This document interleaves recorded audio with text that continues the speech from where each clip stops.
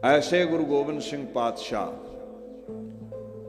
और इकलौती हस्ती होए ने इस दुनिया दी जिसने अपना सारा पिछला जीवन बयान कर दिता। एक तो है ना ऑटोबायोग्राफी लिखनी, बायोग्राफी कोई लिख दे जीवन अपना, ऑटोबायोग्राफी आप लिख लीए। हाँ ऑटोबायोग्राफी तो बड़िया लिखी है,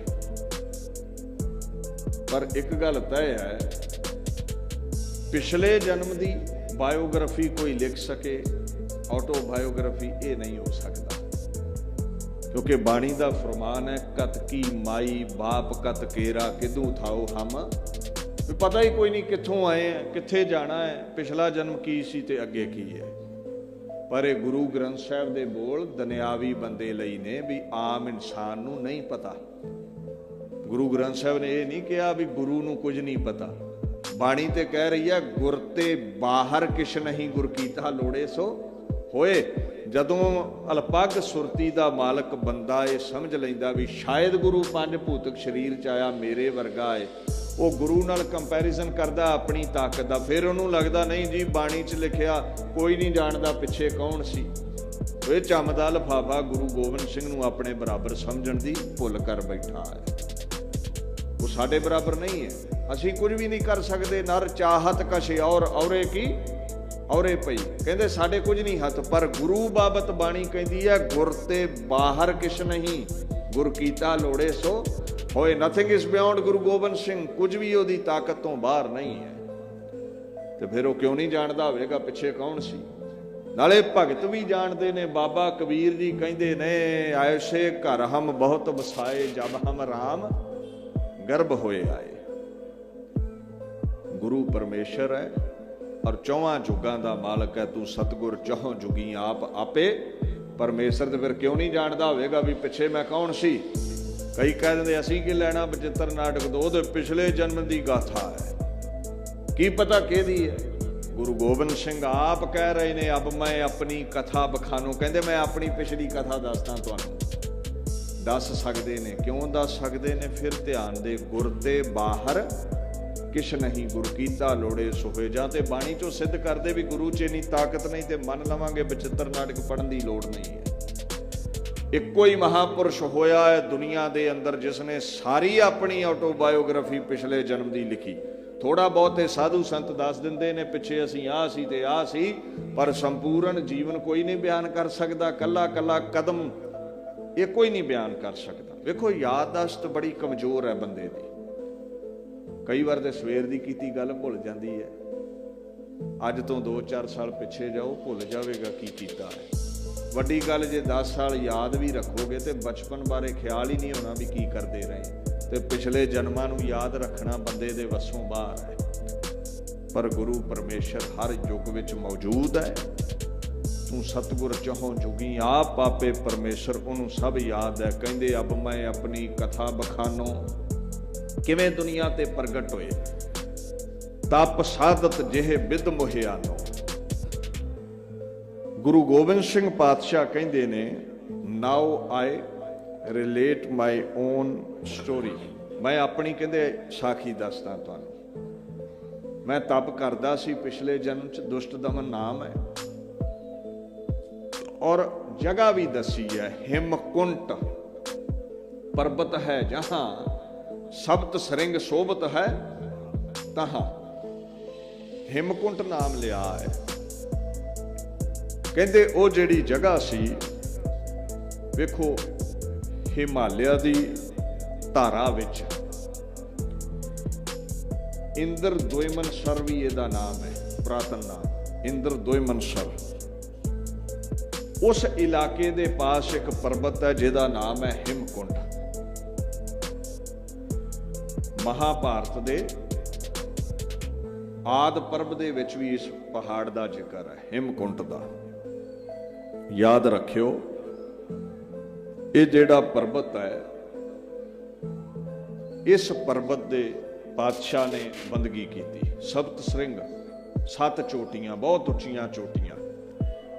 हिमालय की धारा दे विच बदरी नारायण दे कोल ये पहाड़, 7 उच्चियां जिहदियां चोटियां, जिथे हिम दा कुंट बर्फ दा कुंट बनिया रहिंदा है, झील बनी रहिंदी है, लेक बनिया रहिंदा है।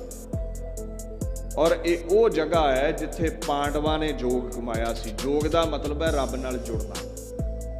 कहंदे हिमकुंट पर्वत है जहां शब्द सरिंग शोभत है, तहां शब्द सरिंग तेह नाम कहावा, पंड राज जह जोग कमावा। कहंदे मैं उस जगह बंदगी कीती अकाल पुरख दी जिथे कदे पांडवां ने भी बंदगी कीती सी। महाराज फिर किस दी बंदगी कीती तुसीं? कहंदे तह हम अदक तपस्या साधी, महाकाल काल का आराधी। इत्थे बड़ा शंका है इन्हां पंक्तियां ते कईयां नूं। इत्थे लफ्ज़ है साधी। हुण जदों काव्य रचना करनी है अल्फाज रलने चाहिए ने, चाल रलनी चाहिए है। ते जदों पहले लफ्ज़ विच वरत्या है साधी, पहली लाइन विच वरत्या है तह हम अदक तपस्या साधी, ते जदों आ गया महाकाल काल का आराधी, उथे आराधा ते बनना नहीं सी, आराधी आउणा सी। साधना करन वाले नूं की कहंदे ने? साधी, साधना करन वाला। इसे तरह आराधना करन वाले नूं आराधी कहा गया है। इहदे अर्थ समझियो। महाकाल कौन है? जेड़ा काल तो महान है। काल की है? समा। जेड़ा समय दे अकॉर्डिंग जमदा मरदा नहीं है, भाव समा जिस तो पैदा होया है। हाँ, हिंदू वीर शिवजी लई महाकाल वरत लैंदे ने, पर फिर की करोगे? गुरु ग्रंथ साहिब महाराज ने राम वरत्या रमे हुए परमात्मा लई, ते हिंदू राम वरतदे ने रामचंद्र लई। फिर की आखोगे भी जिथे जिथे राम लिखिया गुरु ग्रंथ साहिब जो पंक्तियां कढ दिओ, मनना ही नहीं असी। जवाब किसी कोल है नहीं इन्हां गल्लां दा। तुहाडे लई राम कौन है? सिखो रमत राम सब रहियो समाए। जो रमिया होया है, जो सदीवी है, जिन्हों कलगीधर ने कहा आद अंत एक है अवतारा सोई गुरु समझो हमारा। जो सदीवी है, जेड़े रामचंद्र जी महाराज ने वो सदीवी नहीं। राम गयो रावण गयो जाको बहु परिवार, शरीर सदीवी नहीं है। गुरु ग्रंथ साहिब ने ज्यादातर राम लफ्ज वरत्या रमे हुए परमात्मा लई, ते कई जगह रामचंद्र जी लई आया है। जिथे मन में झूर है रामचंद, जा आ गया जी राम गयो रावण गयो जाको बहु परिवार।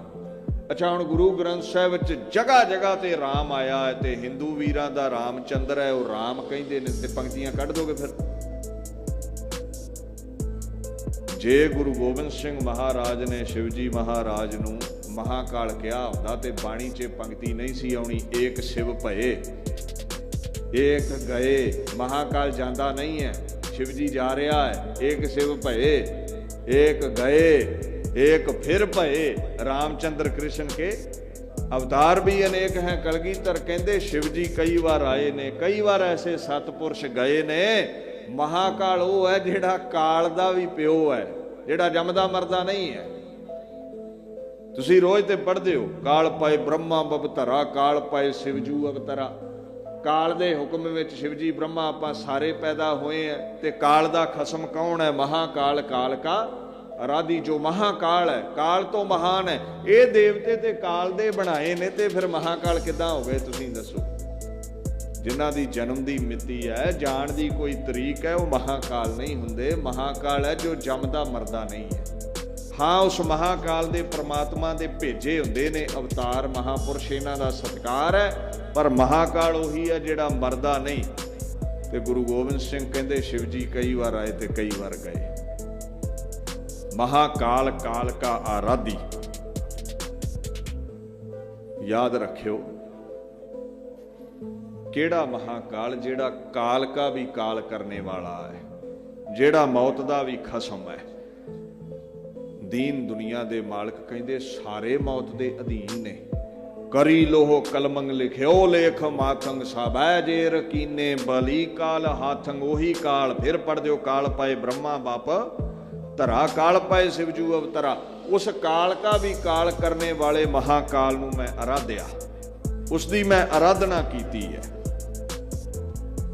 हुण वेखो बाणी दे विच शिव शक्त लफ्ज़ आउंदा है गुरु ग्रंथ साहिब विच। शिव सख्त आप उपाय कै करता आपे हुक्म वरताए।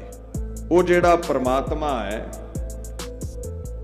ਉਹਦੇ ਹੁਕਮ ਵਿੱਚ ਹੀ ਸ਼ਿਵ ਆਉਂਦਾ ਹੈ, ਉਹਦੇ ਹੁਕਮ ਵਿੱਚ ਹੀ ਸ਼ਕਤੀ ਪੈਦਾ ਹੁੰਦੀ ਹੈ। ਉਹ ਹੈ ਮਹਾਕਾਲ, ਉਹ ਹੈ ਕੁੱਲ ਕਾਇਨਾਤ ਦਾ ਮਾਲਕ।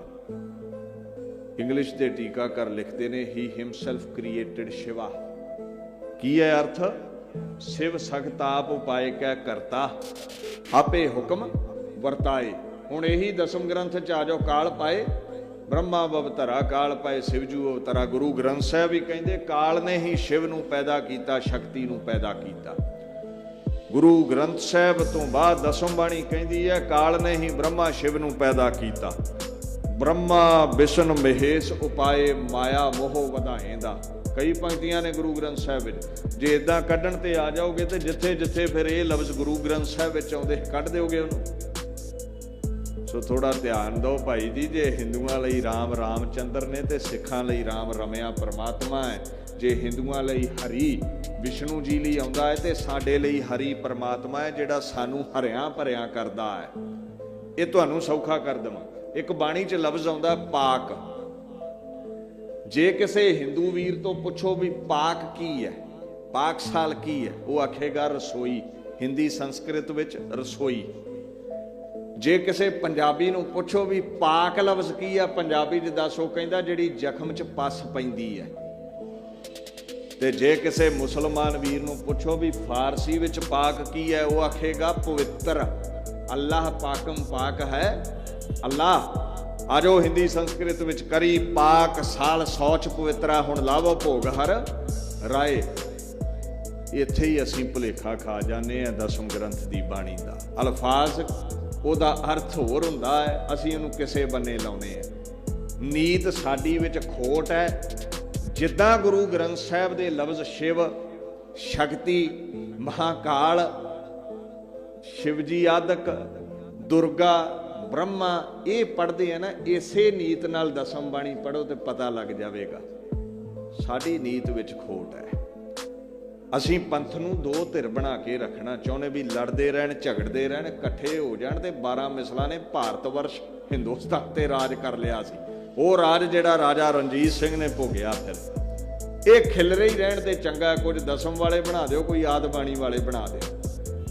ते जे आखो भाई जी विचार कर लईए, विचार तां ही करन जे किसी भाषा का ज्ञान होवे। मदर टंग अपनी पंजाबी इन्हां नूं ते ओह नहीं चंगी तरह आउंदी, ते अरबी फारसी संस्कृत बारे की दसणगे आपां नूं।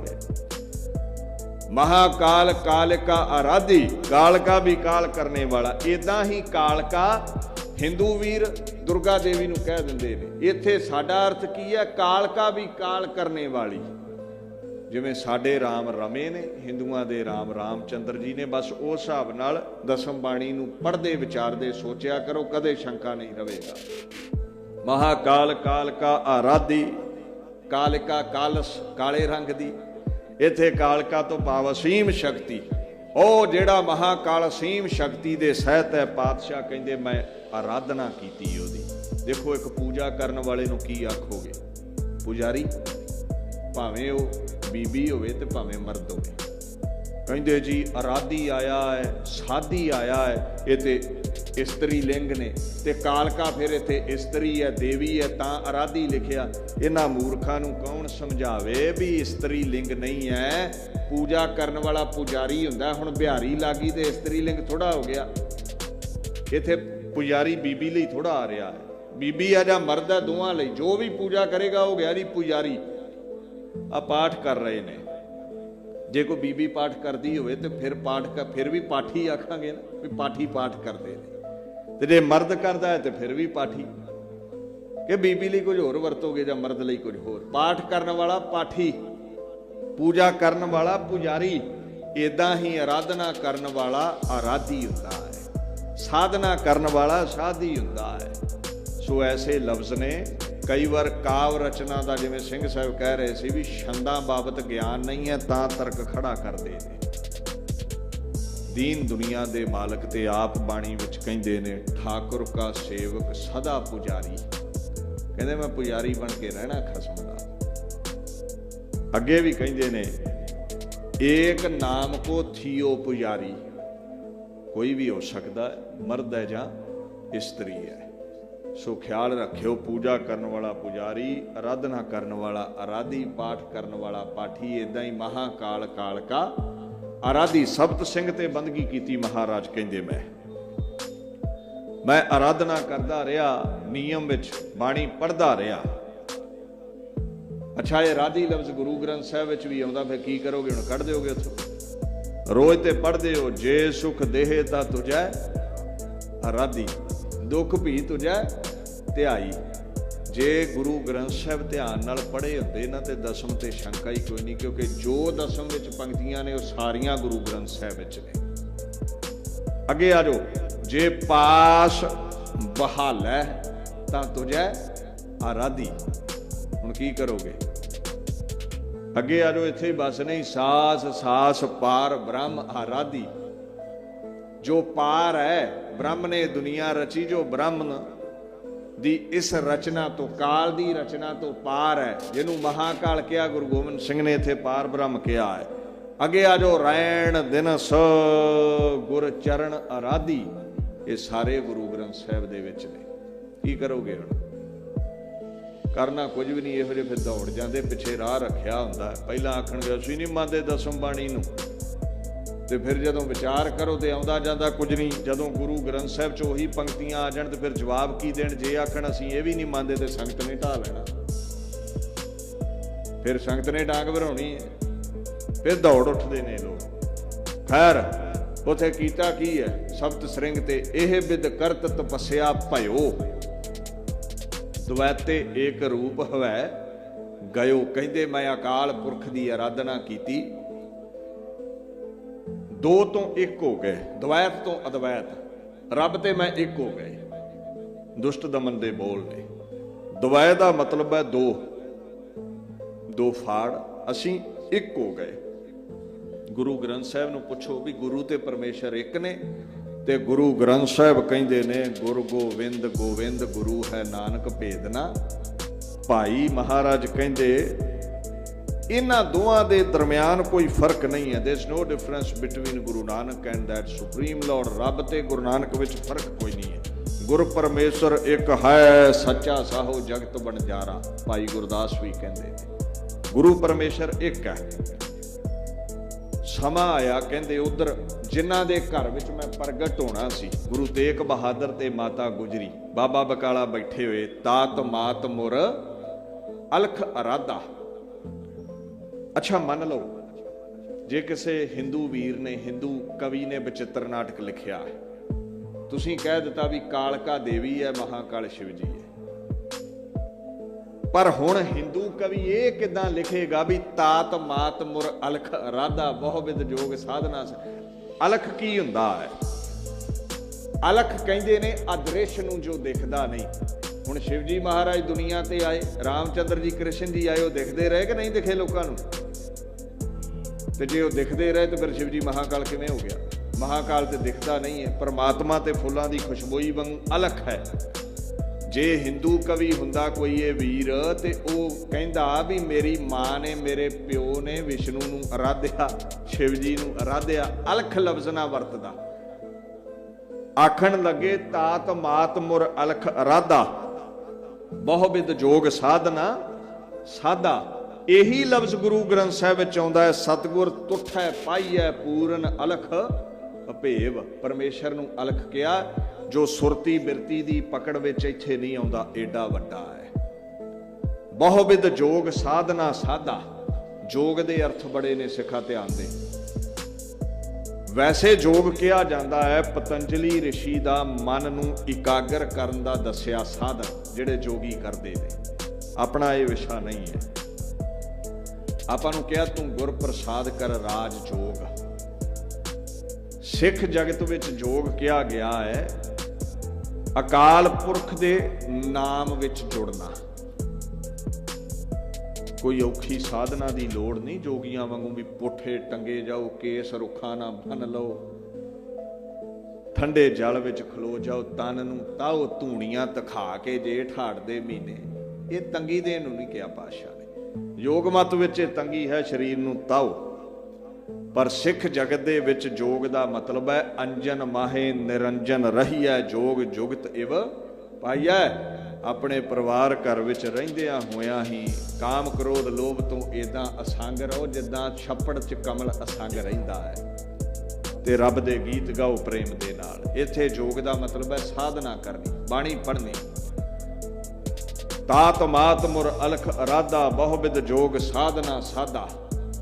साधना दा मतलब भी समझियो हुण इत्थे जोग तो कह दिंदे अच्छा जी जे हिंदू वीर ने नहीं लिखी दसम बाणी फिर किसी जोगी ने लिखी होनी है। अच्छा हुण जोग लफ्ज़ गुरु ग्रंथ साहिब विच आया तो गुरु ग्रंथ साहिब भी जोगी ने लिखिया कि भाई गुरदास ने रामसर लिखिया है? की आखोगे? इत्थे लफ्ज़ की आ रहा है? तू गुर प्रसाद कर राज जोग ते जोगी ने लिखिया आया नहीं। सिੱਖੀ विच जोग दा मतलब है टिका नाल साधना करके सहज विच बाणी पढ़नी ते जोग तो भाव है फिर हौली हौली पढ़दियां पढ़दियां एक दिन रब नाल जोग हो जाता है, जुड़ जाईदा है। सो महाराज कहंदे ने साधना, साधना दा मतलब दुरुस्त करना, संवारना, अभ्यास करना।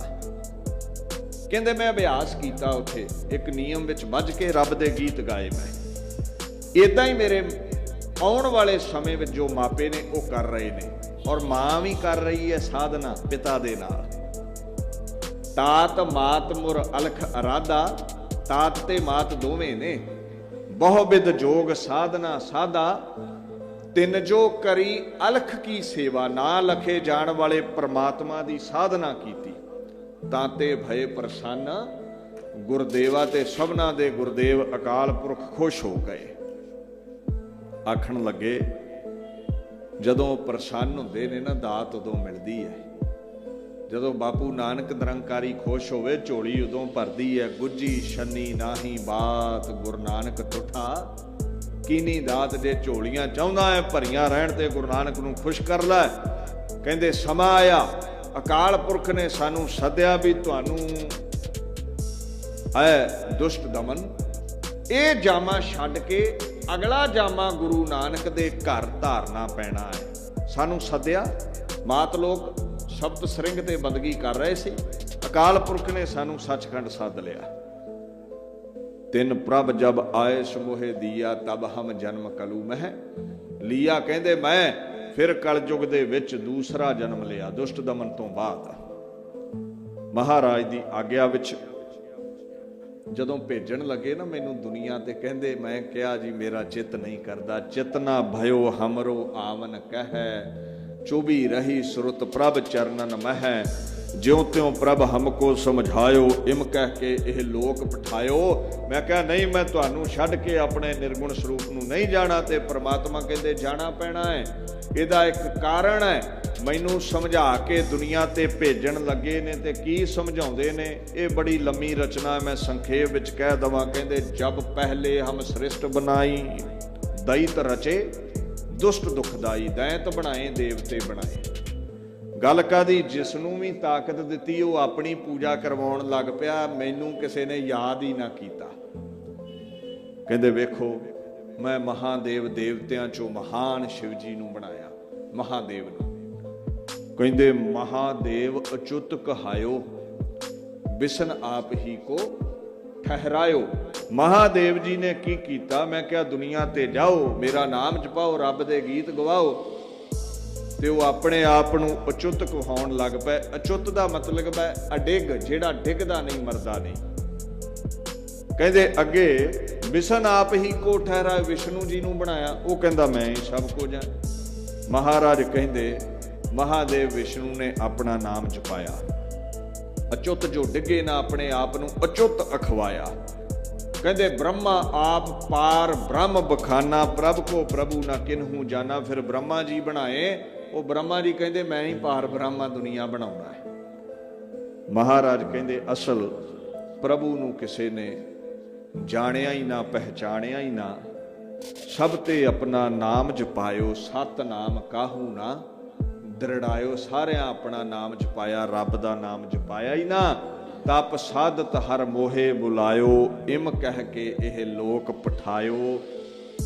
मैनू इउं कह के भेजिया भी जा जाके पंथ चला। सिख पंथ ते चल ही रहा जा सिंघां दे पंथ विच बदल इसनू। कहंदे मैं क्या जी वेखो एक रस्ता चलदा है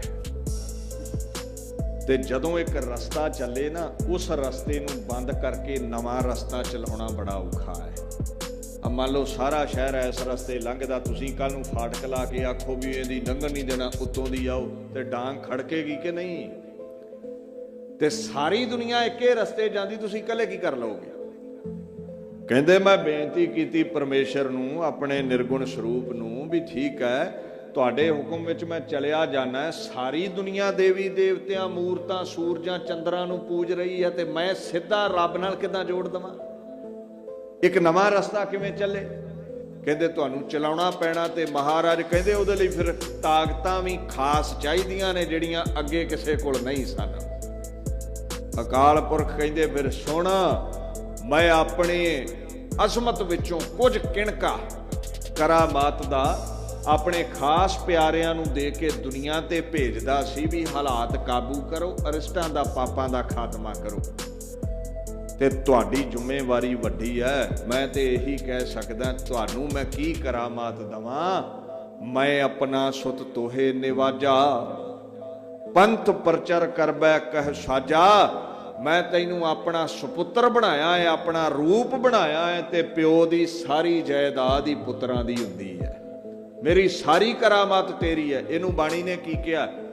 ਆਪ ਨਾਰਾਇਣ ਕਲਾਧਾਰ ਜਗ ਮੈਂ ਪਰਵਰਿਓ। ਆਪ ਖੁਦਾ ਗੁਰੂ ਨਾਨਕ ਬਣ ਕੇ, ਗੁਰੂ ਗੋਬਿੰਦ ਸਿੰਘ ਬਣ ਕੇ ਆਇਆ। ਕੀ ਲੈ ਕੇ ਆਇਆ? ਕਲਾਧਾਰ। ਕਲਾ ਕਰਾਮਾਤ ਨੂੰ ਕਹਿੰਦੇ ਨੇ, ਅਜ਼ਮਤ ਨੂੰ, ਸਪਿਰਚੁਅਲ ਪਾਵਰਸ। ਆਖਣ ਲੱਗੇ ਮੈਂ ਤੈਨੂੰ ਆਪਣਾ ਸੁਪੁੱਤਰ ਬਣਾ ਕੇ ਨਵਾਜਿਆ ਹੈ, ਜਾਂ ਸਾਰੀ ਅਜ਼ਮਤ ਦਾ ਮਾਲਕ ਹੈ। ਇਹਨੂੰ ਏਦਾਂ ਵੀ ਕਿਹਾ ਬਾਣੀ ਨੇ, ਪੂਰੀ ਹੋਈ ਕਰਾਮਾਤ ਆਪ ਸਿਰਜਣਹਾਰ ਹੈ, ਧਾਰਿਆ ਧਨ ਧਨ ਰਾਮਦਾਸ ਗੁਰ ਜਿਨ ਸਿਰਿਆ ਤਨੈ ਸਵਾਰਿਆ। ਪੂਰੀ ਕਰਾਮਾਤ ਦਿੱਤੀ ਆਪਣੀ।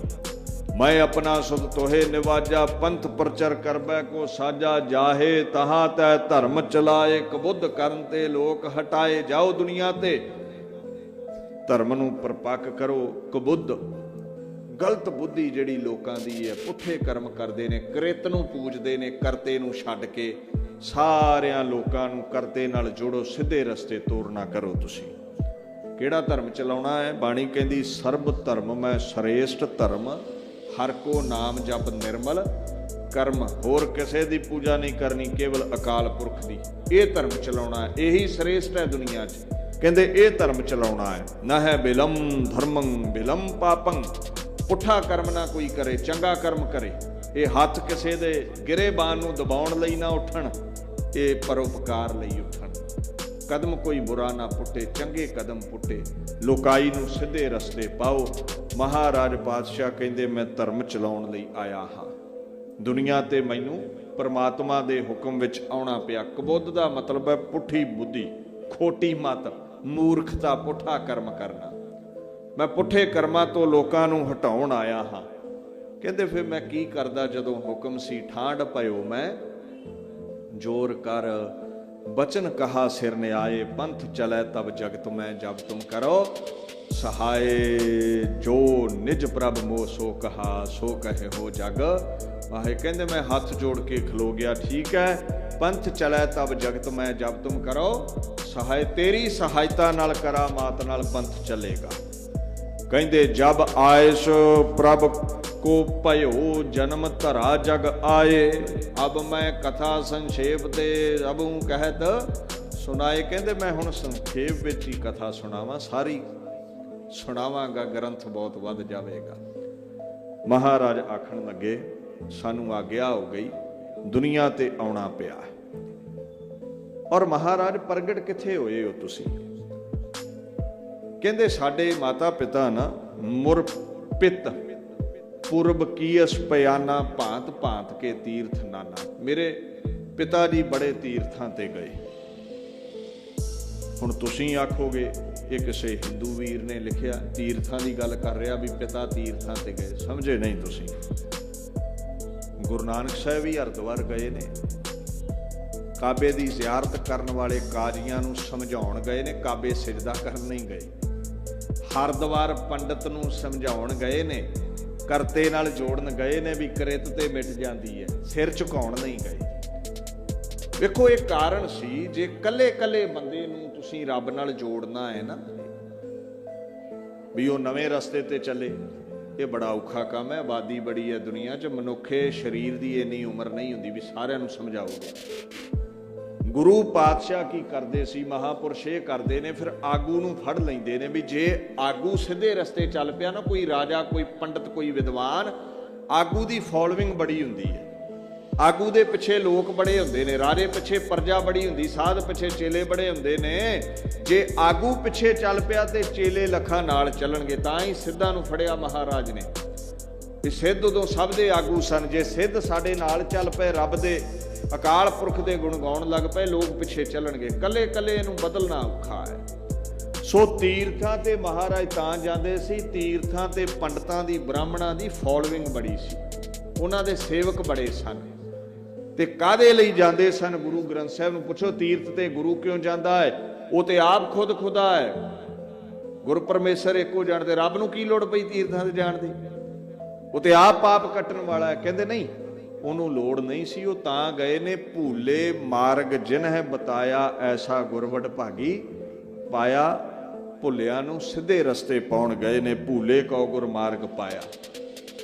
ਔਰ ਜਦੋਂ ਭੁੱਲੇ ਸਿੱਧੇ ਰਸਤੇ ਪੈਂਦੇ ਸਨ, ਪੰਡਤ ਉਹਨਾਂ ਦੇ ਪਿੱਛੇ ਲੁਕਾਈ ਤੁਰ ਪੈਂਦੀ ਸੀ।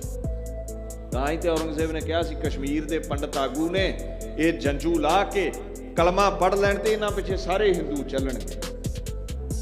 ਉਹ ਖੈਰ ਧੱਕੇ ਨਾਲ ਜੰਜੂ ਲਵਾਉਂਦਾ ਸੀ, ਪਾਤਸ਼ਾਹ ਪ੍ਰੇਮ ਨਾਲ ਪ੍ਰੇਰ ਕੇ ਰੱਬ ਨਾਲ ਜੋੜਦੇ ਸਨ। ਫਿਰ ਜੇ ਕੋਈ ਪੰਡਤ ਬ੍ਰਾਹਮਣ ਜਗਜੀਤ ਵਰਗਾ ਜੁੜਦਾ ਸੀ, ਲੋਕ ਪਿੱਛੇ ਤੁਰ ਪੈਂਦੇ ਸਨ।